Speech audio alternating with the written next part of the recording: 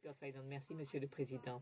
Je prends la parole maintenant pour proposer une motion que la Chambre soit ajournée conformément à l'article 62 afin de se pencher sur la question pressante de traité sur l'investissement Canada-Chine.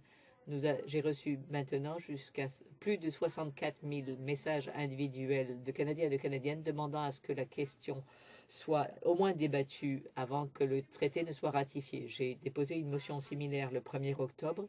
Je pense que les règles sont claires. C'est une responsabilité administrative du gouvernement. C'est une question manifestement importante pour la nation et c'est urgent. J'espère, Monsieur le Président, mais je comprends que d'habitude, le président ne donne pas de raisons à ses décisions, mais peut-être que le 1er octobre, vous avez reconnu qu'il y avait peut-être toute une série d'occasions durant lesquelles on pourrait débattre de la question. Et c'est au président de décider si la Chambre aura l'occasion de se poser de débattre de la question dans un avenir rapproché. Manifestement, ce temps où on aurait pu débattre de la question sans tarder s'écoule rapidement. La ratification approche.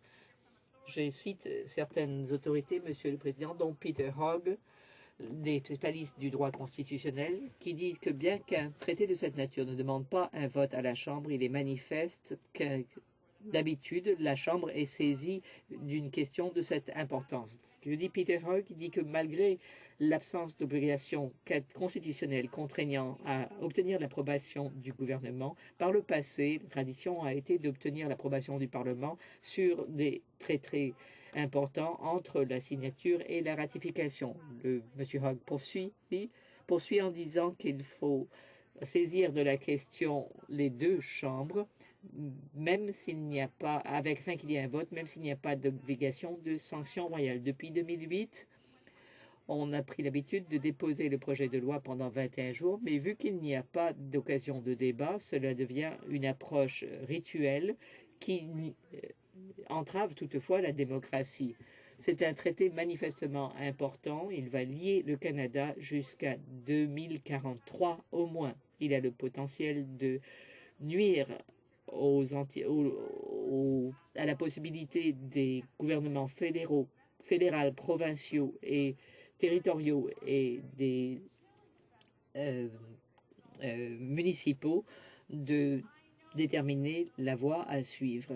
Certaines personnes estiment que c'est un traité excellent, mais eux aussi devraient considérer que le traité est important. Et s'il est important, n'est-il pas juste que la Chambre en soit saisie? Vu le peu de temps qu'il reste, je vous exhorte, Monsieur le Président, à permettre au moins 4 heures de débat sur un traité de cette importance ayant de telles conséquences. 4 heures ce soir.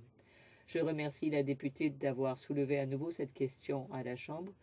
Je ne doute pas qu'elle considère la question très importante et que ses préoccupations soient véritables, mais je trouve que toutefois que cela ne correspond pas aux critères du règlement. Ordre du jour.